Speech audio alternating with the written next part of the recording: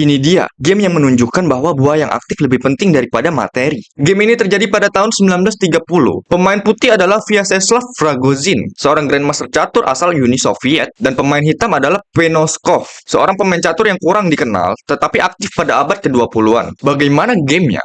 E4, C5, kuda F3, E6. Ini adalah pembukaan Sisilia variasi Prancis. Ya benar, kalian tidak salah dengar. Sicilian Defense variasi Prancis. Lalu D4, pion makan pion, kuda makan pion, kuda ke F6, bertransposisi menjadi Sicilian Defense variasi normal lain. Di sini kuda berkembang sambil mengancam pion. Lalu kuda D2 melindungi pion, D6.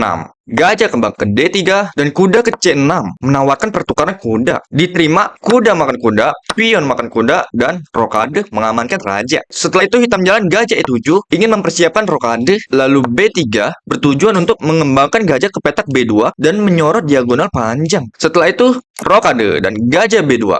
Kuda ke D7, F4. Di sini putih mulai melancarkan serangan. Gajah ke F6 ingin mengadu gajah aktif putih. Nah, ini dia teman-teman. Pelajaran dimulai. Bagaimana cara Ragozin mengorbankan materi demi mendapatkan buah yang aktif. Dimulai dari jalan E5, langkah grid. Jika kita lihat di sini, putih hanya memiliki 2 perlindungan, yaitu pion dan gajah, sedangkan hitam ada 3 penyerang, yaitu pion, gajah, dan kuda. Apa maksudnya?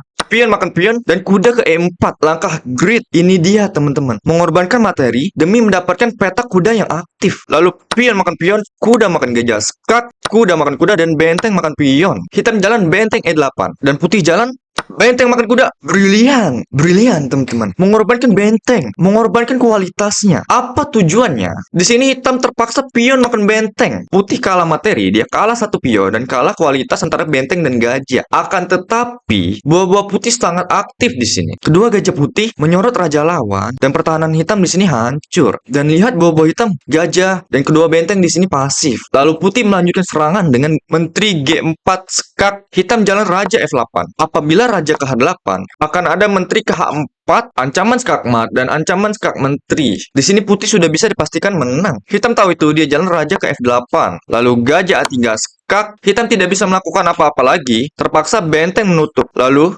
gajah makan pion H7 bertujuan menteri ke G8 skakmat. Hitam mencoba menteri B6 skak, tetapi mudah saja raja ke H1 dan raja ke E8. Ingin mencoba melakukan pelarian ke jalur D. Akan tetapi benteng D1 mencegah langkah raja dan hitam menyerah. Kenapa menyerah? Apabila dilanjutkan, hitam tidak bisa mencegah skakmat dari putih. Upaya yang bisa dilakukan hanyalah memperpanjang langkah. Menteri G1 skak, raja makan. Apapun langkahnya akan berakhir dengan menteri G8 skakmat.